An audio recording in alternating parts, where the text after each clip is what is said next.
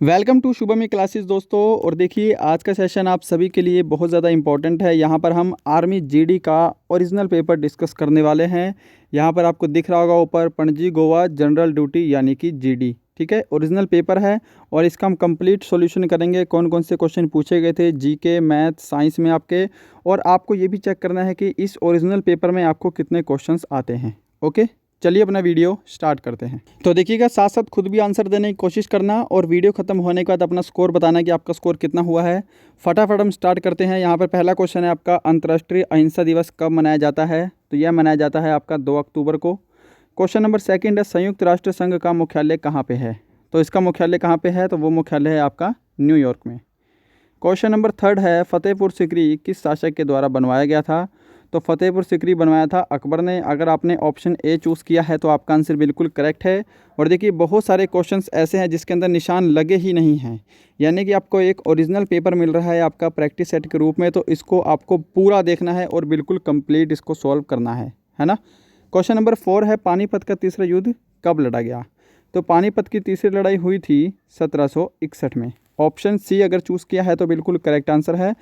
Question number आपका 6 है, यहाँ पे 5 है, निम्न में से किसे लेडी विद द लैंप के नाम से जाना जाता है? तो राइट आंसर क्या होगा आपका? Florence Nightingale. क्वेश्चन नंबर 6, भारतीय नकद मुद्रा के नोट किस शहर में छपते हैं?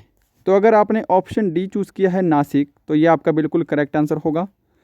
क्वेश्चन नंबर 7, भारत के अटॉर्नी जनरल की नियुक्ति कौन करता है? तो भारत के अटॉर्नी जनरल की नियुक्ति करता है राष्ट्रपति। ऑप्शन डी सही होगा। क्वेश्चन नंबर 8 है, रूफ ऑफ द वर्ल्ड किस स्थान को कहा जाता है? तो देखिए ऑप्शन बी अगर आपने तिब्बत चूज़ किया है तो बिल्कुल करेक्ट होगा। तिब्बत का पठार है उसको हम रूफ ऑफ द वर्ल्ड बोलते हैं। क्वेश्चन नंबर 9, निम्नलिखित में से कौन सी नदी का उद्गम स्थान अमरकंटक है? तो देखिएगा नर्मदा ताप्ती ये दोनों नदियाँ निकलती हैं अमरकंटक से। ऑप्शन बी जो है आपका बिल्कुल सही आंसर है। क्वेश्चन नंबर 10, भारतीय संसद के ऊपरी सदन को क्या बोलते हैं? तो जो संसद का ऊपरी सदन होता है उसको बोला जाता है राज्यसभा। ऑप्शन सी आपका यहाँ पे बिल्कुल करेक्ट आंसर होगा। नेक्स्ट है आपका क्वेश्चन नंबर 11, भारत में लोकसभा में चुनाव कितने वर्षों बाद कराए जाते हैं? तो ऑप्शन बी इसका करेक्ट होगा। यहाँ पे 5 वर्षों बाद लोकसभा के चुनाव होते हैं। नेक्स्ट है आपका, गेटवे ऑफ इंडिया कहाँ पर स्थित है? तो देखिए गेटवे ऑफ इंडिया और इंडिया गेट में आप कंफ्यूज हो जाते हैं। गेटवे ऑफ इंडिया जो है यह मुंबई में है और इंडिया गेट आपका दिल्ली में है। नेक्स्ट है question number 13, my experiment with truth पुस्तक के लेखक कौन थे? तो देखिए क्वेश्चन आपको उम्मीद करूंगा सही से दिख रहे होंगे। ऐसे ही क्वेश्चन है जैसे मेरे पास स्टूडेंट ने भेजे थे, तो मैं ऐसे ही इसको थोड़ा सा मैंने इसको ब्लैक एंड वाइट किया ताकि आपको और क्लियर दिखे, है ना। तो इससे यदि क्वालिटी में आपको नहीं दे सकता, ये प्रीवियस ईयर का पेपर है ना। तो यहाँ पे जो इसका राइट आंसर होगा ऑप्शन ए होगा। महात्मा गांधी की पुस्तक थी my experiment with truth. Question number 14 है, निम्न में से किसे अक्सर ब्लैक पर्ल कहकर भी संबोधित किया जाता था? तो ब्लैक पर्ल बोलते थे हम किसको? पेले को। ऑप्शन ए अगर आपने चूज़ किया तो बिल्कुल राइट आंसर है। और क्वेश्चन नंबर 15 है आपका, ब्रह्म समाज की स्थापना किसने की थी? तो ब्रह्म समाज की जो स्थापना है वो की गई थी राजा राम मोहन राय के द्वारा। ऑप्शन ए जो है इसका बिल्कुल करेक्ट आंसर होगा। नेक्स्ट है, कौन सी एक अचुंबकीय धातु है? ये आपका सेक्शन बी है और आपका साइंस का सेक्शन है। तो अचुंबकीय धातु है वो कौन सी है? वो होती है टीन। ऑप्शन डी इसका बिल्कुल करेक्ट होगा। क्वेश्चन नंबर 17 है, आवृत्ति का मात्रक क्या है? तो देखिए आवृत्ति की इकाई पूछी है तो ये क्या होगी? ऑप्शन सी होगा करेक्ट, यहाँ पे हर्ट्ज इसका राइट आंसर होगा। क्वेश्चन नंबर 18, लोहे को जंग लगने की प्रक्रिया डैश कहलाती है? तो यहाँ पे अगर आपने ऑप्शन बी चूज़ किया है ऑक्सीकरण, है ना, ऑक्सीडेशन, तो आपका आंसर जो है वो बिल्कुल राइट है। क्वेश्चन नंबर 19, मनुष्य के रक्त का लाल रंग किसके कारण से होता है? तो रक्त का लाल रंग किसके कारण से होता है भाई? तो वो होता है आपके हीमोग्लोबिन के कारण से। ऑप्शन डी सही होगा इसका। क्वेश्चन नंबर 20 है यहाँ पे क्वेश्चन नंबर 20 क्या है? वातावरण, अच्छा, बादल वातावरण में इसलिए तैरते हैं क्योंकि उनमें डैश होते हैं, क्योंकि उनका जो घनत्व होता है वो बहुत ही कम होता है, इसलिए बादल जो है वो वातावरण में तैरते हैं। क्वेश्चन नंबर आपका है, मछली डैश के द्वारा सांस लेती है? तो ये होती है मछली गलफड़ों के द्वारा सांस लेती है, जिसको इंग्लिश में गिल्स बोलते हैं। नेक्स्ट क्वेश्चन आपका, एक हॉर्स पावर बराबर होता है? तो ये होता है 746 वाट के, है ना। 23, एलपीजी सिलेंडर में किस गैसों का मिश्रण पाया जाता है? तो ये सभी की सभी देखिए क्वेश्चन बिल्कुल इजी हैं आपके एग्जाम में आए हुए। तो प्रोपेन और ब्यूटेन का मिश्रण पाया जाता है और इस एग्ज़ाम के अंदर ज़्यादा नहीं तो आपको 50 में से कम आपके 45 प्लस नंबर आने चाहिए। कम से कम 45 तो मैं मानूंगा, जैसा आपका पेपर है आपको पढ़ते ही आंसर ठीक होना चाहिए। अगर आपकी तैयारी 2 से 3 महीने की भी है तो भी आपका स्कोर इसमें बहुत ही अच्छा आ सकता है। मनुष्य के शरीर में रक्त की मात्रा कितने प्रतिशत होती है? तो मनुष्य के शरीर में रक्त की मात्रा जो वो होती है वो कितनी होती है? 7% होती है। नेक्स्ट है यहाँ पे प्रकाश संश्लेषण डैश में अधिक होता है। तो देखिएगा, पहली बात जो लाल रंग है, रेड रंग, उसके अंदर प्रकाश संश्लेषण सबसे अधिक होता है। बट आपका ऑप्शन में कहीं भी रेड नहीं है, तो रेड के बाद जो है आपका बैंगनी रंग होगा, वो आपका राइट आंसर होगा। सेकंड नंबर पे बैंगनी रंग में प्रकाश संश्लेषण सबसे अधिक होता है, तो ऑप्शन बी जो है ये आपका बिल्कुल करेक्ट आंसर होगा। क्वेश्चन नंबर 26, पाचन के पश्चात प्रोटीन किस में परिवर्तित होता है? तो पाचन के पश्चात प्रोटीन जो परिवर्तित होता है वो होता है आपके अमीनो एसिड में। ऑप्शन डी बिल्कुल सही होगा। कुछ लोग ग्लूकोज आंसर टिक करे होंगे जो कि गलत है। 27, मनुष्य के शरीर का प्रमुख श्वसन अंग कौन सा है? तो मनुष्य के शरीर का श्वसन अंग कौन सा है भाई? तो वो है फेफड़े। हृदय मत करना, हृदय श्वसन अंग नहीं है भाई। हृदय जो है वो खून को पंप करता है, ठीक है। श्वसन अंग जो होगा वो होगा आपका फेफड़े। 28 है, जीवन की मूलभूत इकाई क्या है? तो वो क्या होती है? वो होती है सेल यानी कि कोशिका। 29, टाइफाइड किसके कारण से होता है? और ये तो बिल्कुल ही इजी क्वेश्चन आ गया, तो ये होता है आपके बैक्टीरिया के कारण से, है ना। ऑप्शन सी अगर चूज़ किया है तो राइट है। क्वेश्चन नंबर 30 है, पागल कुत्ते के काटने से कौन सी बीमारी होती है? तो बिल्कुल इजी क्वेश्चन है भाई, पागल कुत्ते के काटने से रेबीज होता है ना। ऑप्शन डी सही होगा। अब यहाँ पे आपका आ गया सेक्शन सी यानी कि मैथ का सेक्शन है। और हाँ देखिएगा, ये जो आपका मैथ का सेक्शन है ये आपको पहले खुद क्वेश्चन सॉल्व करना है और फिर मेरे आंसर के साथ आंसर मैच करना है। उम्मीद करूंगा वीडियो खत्म होने के बाद अपना स्कोर ज़रूर कमेंट करेंगे कि आपकी तैयारी किस लेवल पे है। और अगर चैनल पे नए हैं तो प्लीज़ चैनल को एक सब्सक्राइब और बिल्कुल आपको वीडियो को लाइक करना है। अगर आप लाइक करेंगे तभी मुझे लगेगा कि यह वीडियो आपके लिए हेल्पफुल है। और भी बहुत सारे पेपर हैं हमारे पास प्रीवियस ईयर के, तो हम उसको भी डिस्कस करेंगे, ठीक है।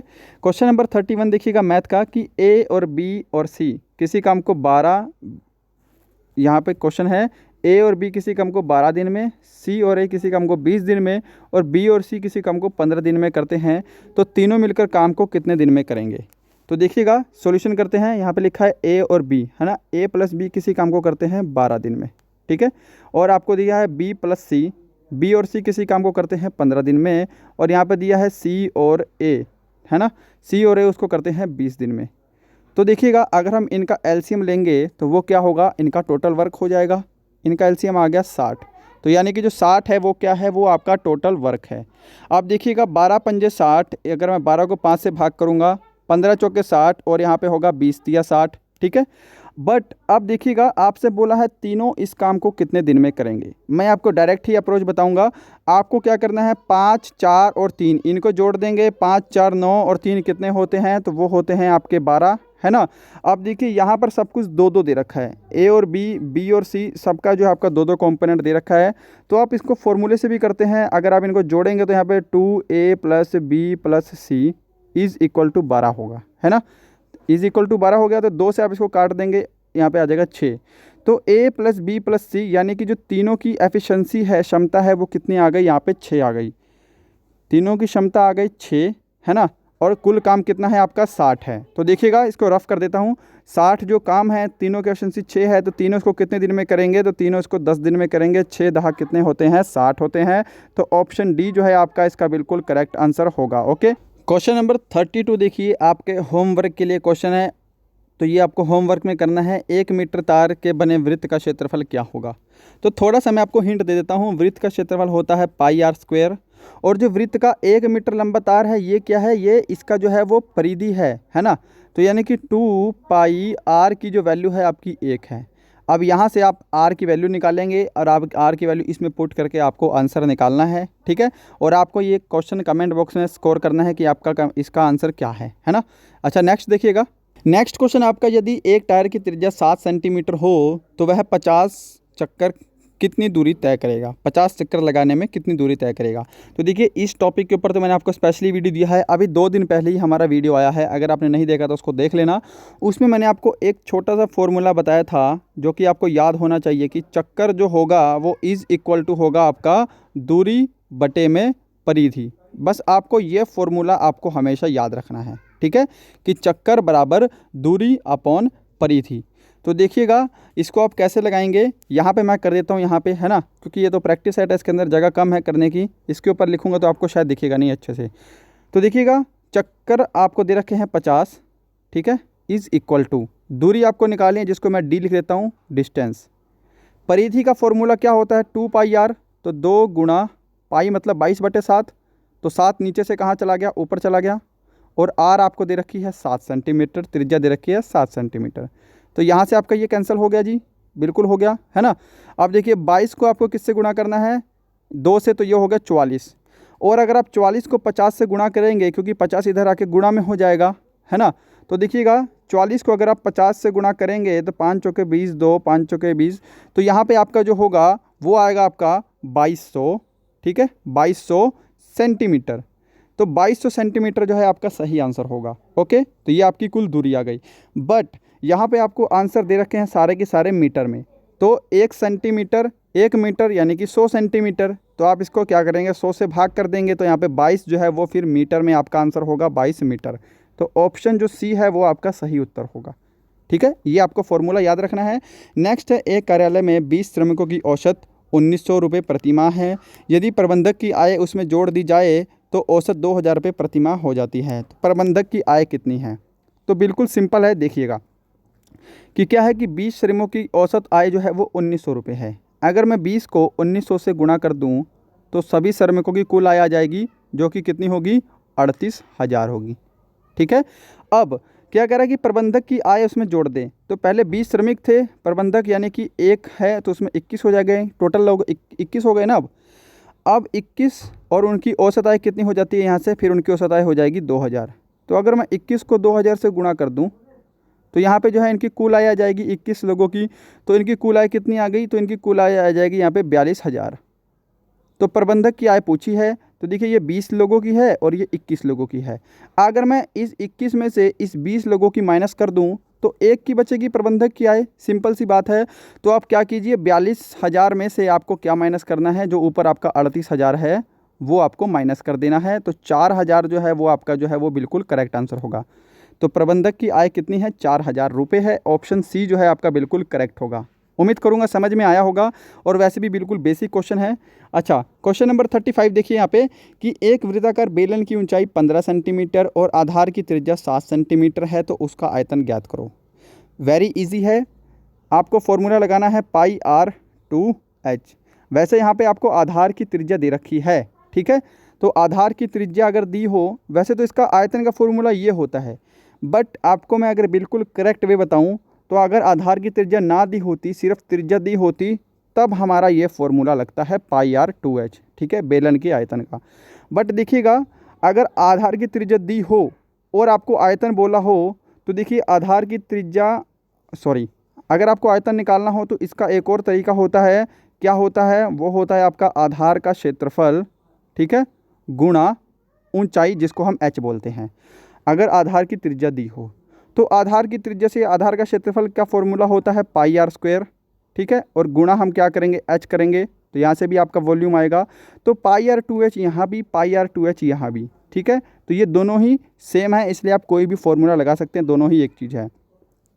बट इसको समझाने का मेरा मेन मतलब ये है कि अगर आधार का क्षेत्रफल दिया होता तब आपको क्या करना था, सिर्फ ऊंचाई से गुणा करना था आयतन के लिए, ठीक है। तो हम यहाँ पे फॉर्मूला पुट करते हैं πr/2h यानी कि 22/7। r कितना है आपका यहाँ पे 7 है, तो 7 गुणा 7 πr/2, और h आपका जो है वो कितना है, 15 है। 7 से आपका 7 कैंसिल हो गया। अगर आप 22 गुणा 7 गुणा 15 को गुणा करेंगे तो आपका जो राइट आंसर होगा वो होगा आपका 2310 सेंटीमीटर। तो आपका ऑप्शन बी जो है वो बिल्कुल सही होगा, ठीक है। यहाँ पे 2310.07 दे रखा है, किसी एंगल से समझ नहीं आया, बट आपका आंसर जो है ऑप्शन बी वाला होगा। 0.7 को हटा दीजिए आप, 2310 आपका सही आंसर होगा, ठीक है। नेक्स्ट क्वेश्चन है, यदि आयतकार क्षेत्र का क्षेत्रफल 560 सेंटीमीटर है, इसकी एक भुजा 20 है, तो इसका परिमाप ज्ञात करो। तो देखिए आयत का परिमाप होता है 2l + b, यानी कि लंबाई प्लस चौड़ाई, ठीक है। और आयत का क्षेत्रफल होता है लंबाई गुणा चौड़ाई, और लंबाई गुणा चौड़ाई का आपको कितना दे रखा है, वो दे रखा है आपको 560, ठीक है। अब यहाँ पे आपकी जो लंबाई है वो आपको दे रखी है एक भुजा, ठीक है, चाहे आप चौड़ाई मान लीजिए, चौड़ाई आपको दे रखी है कितनी, 20, ठीक है। तो L गुणा B तो 20 हो गया। तो कैंसिल कीजिए, 2 0 से 0 कट गई और 2 से अगर आप कैंसिल करेंगे 2 दूनी 4, 2 अट्ठे 16। तो मैं बोल सकता हूँ यहाँ से लंबाई आपकी कितनी आ गई, 28 आ गई, है ना। अब आपको निकालना है परिमाप, तो आप इसमें पुट करेंगे ऊपर वाले फॉर्मूले में। तो ऊपर वाला फॉर्मूला क्या है आपका, 2 बाहर आ गया, लंबाई हमारी कितनी आई है 28 आई है, और चौड़ाई हमारी कितनी है 20 है, L प्लस B और बाहर हो गया 2, यानी कि 48 गुणा 2, है ना। तो 48 गुणा 2 कितना हो गया, 96 हो गया भाई। तो ऑप्शन जो है सी जो है ये आपका बिल्कुल करेक्ट आंसर हो गया, ठीक है। अच्छा, नेक्स्ट है, एक वृत्त की त्रिज्या 28 मीटर है, वृत्त का क्षेत्रफल ज्ञात करो। भाई वृत्त का क्षेत्रफल होता है पाई आर स्क्वायर, तो लगा दीजिए 22/7, है ना। आर कितना दे रखा है आपको 28 है, तो आपको क्या करना है 28 गुणा 28 कर देना है, ठीक है। तो 7 एकम 7, 7 चौके 28। अब आप इसको सोल्व करेंगे 22 गुणा 44 गुणा 28, तो यहाँ से आपका जो राइट आंसर होगा वो होगा आपका ऑप्शन ए 2464, ठीक है। क्योंकि मैंने पहले सोल्व कर लिया है ताकि आपका ज़्यादा समय ना वेस्ट हो कैलकुलेशन में, इसलिए मैं आपको सीधा आंसर बता रहा हूँ। अगर आप सोल्व करेंगे तो आपका आंसर यही होना चाहिए। क्वेश्चन नंबर नेक्स्ट है 38। एक वस्तु को 6800 रुपये में बेचने पर प्रशांत को 75% की हानि होती है, वस्तु का क्रय मूल्य क्या है। तो देखिए हमारे पास थोड़ा समय कम है, डायरेक्ट अप्रोच लगाएंगे हम यहाँ पे कि क्रय मूल्य का फॉर्मूला होता है विक्रय मूल्य गुणा 100। विक्रय मूल्य कितना है हमारा 6800 है, गुणा क्या होगा 100 होगा, और इसको हम भाग करते हैं। अगर यहाँ पे हानि हुई है तो 100 माइनस हानि, और लाभ होता तो 100 प्लस लाभ। तो 100 माइनस हानि यानी कि 100 माइनस 75, तो नीचे हमारा कितना आएगा 25 आएगा, डायरेक्ट हो गया। 25 एकम 25 और 25 चौके कितना हो गया 100 हो गया। अब आप 68 को 4 से गुणा कीजिए, 8 चौके 32 का 2, हासिल 3, 6 चौके 24 और यहाँ पे 27। तो यहाँ पे आपका जो है 27,200 आपका करेक्ट आंसर होगा। अगर आप गुणा करेंगे तो आपको ऑप्शन बी में ये नज़र भी आ रहा होगा, ठीक है। तो ये आपका सही होगा। क्वेश्चन नंबर देखिए 39। और हाँ, अगर आपको इसकी PDF चाहिए तो नीचे डिस्क्रिप्शन में आपको टेलीग्राम का लिंक मिलेगा, इस पूरे प्रैक्टिस सेट की हम आपको PDF भी दे देंगे, ठीक है। उसको जाकर ज़रूर ज्वाइन करें। 39 है यहाँ पे आपका रीजनिंग टाइप का क्वेश्चन है ये कि 39, 41, 43, 45 आगे आपका क्या आएगा। तो देखिएगा यहाँ पे 2 का गैप है, 39 में 2 का गैप है 41, फिर 2 का गैप है, फिर 2 का गैप है, और 45 के बाद 2 का गैप कितना होता है 47 होता है। तो ऑप्शन बी यहाँ पे आपका सही होगा। Question number 40। वह छोटी से छोटी संख्या ज्ञात करो जिसको 175 में से घटाने पर एक पूर्ण वर्ग बने। तो सीधी सी बात है, 175 में से अगर मैं 6 घटा दूँ तो यहाँ पे कितना बनेगा मेरा 169 बनेगा भाई, है ना। 169 में यानी कि 169 क्या है, ये 13 का स्क्वायर है, तो यही एक पूर्ण वर्ग संख्या है। तो ऑप्शन सी इसका सही आंसर होगा, हम 6 घटाएंगे, ठीक है। ओके, क्वेश्चन नंबर नेक्स्ट है, एक संख्या में वह संख्या तथा 5 जोड़ने पर 17 होता है, तो वह संख्या क्या है। अब ऑप्शन बी आपको चूज़ करना है कि वह संख्या मान ली मैंने 6 है, तो उसी संख्या में हम उसी संख्या जोड़ेंगे पहले। तो 6 और 6 कितने हो गए 12 हो गए। फिर आपको बोला है आपको 5 और जोड़ना है, तो 12 और 5 कितने हो गए भाई 17 हो गए। तो यहाँ पे क्या आपका 17 आ रहा है, तो यहाँ पे भी आपका 17 आ रहा है। तो ऑप्शन इसका बी सही होगा, वह संख्या होगी 6, ठीक है। क्वेश्चन नंबर 42 कि 140 मीटर की दूरी 18 सेकंड में तय करती है, तो किलोमीटर प्रति घंटा में उसकी गति ज्ञात करो। तो एक मोटरसाइकिल की दूरी है 140 मीटर, ठीक है, 140। अब देखिए आपको बोला है स्पीड, स्पीड का फॉर्मूला यहाँ पे आपको पता होना चाहिए। स्पीड का फॉर्मूला होता है डिस्टेंस अपॉन टाइम। तो डिस्टेंस आपका 140 है, ठीक है, स्पीड आपकी कितनी है, सॉरी टाइम आपका है 18 सेकंड। बट आपको एक चीज़ और ध्यान रखनी है कि आपका जो आंसर है वो किलोमीटर प्रति घंटे में है। तो देखिएगा मीटर प्रति सेकंड को किलोमीटर प्रति घंटे में बदलने के लिए हम 18/5 से उसको गुणा कर देते हैं। तो यहाँ पे आपको ये डायरेक्ट अप्रोच लगा देनी है। 18 से आपका 18 कट गया जी, 5 से कैंसिल करेंगे, 5 दूनी 10, 5 अट्ठे 40, यानी कि 28 आपका सही आंसर होगा। तो ऑप्शन आपको डी दिखाई दे रहा है 28, ये आपका बिल्कुल सही उत्तर है जनाब। अच्छा, नेक्स्ट क्वेश्चन है कि एक संगीत विद्यालय में 70% लड़के हैं, यदि लड़कियों की संख्या 225 हो तो लड़कों की संख्या ज्ञात करो। तो देखिएगा कि मान लीजिए कुल विद्यार्थी कितने हैं 100 हैं, 100% होंगे, है ना, टोटल तो 100% ही होंगे। अगर इसके अंदर 70% लड़के हैं तो लड़कियां कितनी हैं भाई, लड़कियां होंगी 30%, सिंपल सी बात है। और इस 30% की जो आपको वैल्यू दे रखी है वो दे रखी है आपको 255। कितनी दे रखी है 255 दे रखी है ना, बिल्कुल सिंपल सी बात है। तो अब देखिएगा, इसको मैं रफ़ कर देता हूँ क्योंकि हमारे पास थोड़ा स्पेस कम है। तो देखिएगा 255 को अगर मैं 30 से भाग करूँ तो हमारी 1% की वैल्यू आ जाएगी। हमको निकालनी है लड़कों की वैल्यू, तो हमको यानी कि 70% की वैल्यू निकालनी है। तो जो हमारा आएगा उसको हम 70 से गुणा कर देंगे, हमारे लड़कों की संख्या आ जाएगी। तो यहाँ पर देखिए 3 दहा 30 है ना, और 3 अट्ठे 24, और यहाँ पे होगा 3 पंजे 15, यानी कि ये 10 से कट गया। 8.5 आपका आएगा। 1% की वैल्यू यहाँ पे कितनी आ गई आपकी? 8.5 आ गई।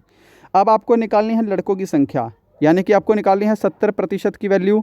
तो आप क्या करेंगे, यहाँ पे क्रॉस मल्टीप्लाई कर देंगे, है ना, यानी कि आपको 8.5 को सीधा ही आपको 70 से गुणा करना है। अब अगर आप देखिए 70 से गुणा करेंगे तो यहाँ पे आपका जो है 595 जो है आपका करेक्ट आंसर होगा।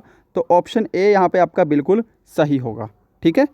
अच्छा, 44 है आपका बिल्कुल इजी क्वेश्चन कि यदि दो संख्याओं का गुणनफल 4725 और उसका महत्तम समापवर्तक 15 हो तो उनका एलसीएम क्या होगा। तो भाई एलसीएम क्या होता है? एचसीएफ गुणा अदर फैक्टर, है ना, यही होता है ना कि HCF common factor into other factor into LCM. तो देखिएगा, अगर आपके सामने ऐसा कोई क्वेश्चन दिखे, इन शॉर्ट मैं आपको बताऊंगा क्योंकि हम पर्टिकुलर क्वेश्चन सॉल्व कर रहे हैं, हम यहाँ पे बेसिक से मैथ नहीं कर रहे, ये आपका टेस्ट हो रहा है। तो देखिएगा 4725 को, यानी कि जो दो संख्याओं का गुणनफल होगा उसको आपको क्या करना है, एचसीएफ से भाग दे देना है बस। ठीक है। तो देखिएगा 15 तिया 45, तो यहाँ पर कितना बच गया आपका? यहाँ पर आपका बच गया 2 और 2, है ना। 15 एकम 15 और 15 5 75, तो यानी कि 315 जो है वो क्या होगा आपका? एलसीएम होगा भाई। ऑप्शन सी आपका सही उत्तर होगा। क्वेश्चन नंबर यहाँ पे 45 है कि वह बड़ी से बड़ी संख्या क्या होगी जिसे 30, 53 और 99 से भाग करने पर एक समान शेष बचे। तो अगर आपको 23 ट्राई करना है तो यहाँ पे बिल्कुल सब में समान शेष बचेगा, जो कि शेष होगा सब में 7। तो ऑप्शन डी 23 यहाँ पे आपका सही आंसर होगा। तो देखिएगा पार्ट जो डी है ये है आपका रीजनिंग का, है ना, और इसकी थोड़ी सी फ़ोटोज़ भी साफ़ नहीं आई हैं, अच्छे से आपको क्लियर दिख भी नहीं रहा होगा। और रीजनिंग मुझे नहीं लगता कि शायद आपको सॉल्व करवाने की ज़रूरत भी होगी, है ना। तो रीजनिंग आप अपने हिसाब से सॉल्व करना। ठीक है। ये आपको रीजनिंग के मैंने सारे क्वेश्चन दिखा देता हूँ एक बार, और अब आपको कमेंट करना है कि आपका स्कोर यहाँ पे कितना हुआ, और बताना है कि आपको यह वीडियो कैसा लगा। मिलते हैं नेक्स्ट वीडियो में किसी अच्छे टॉपिक के साथ, तब तक के लिए bye bye and thank you so much.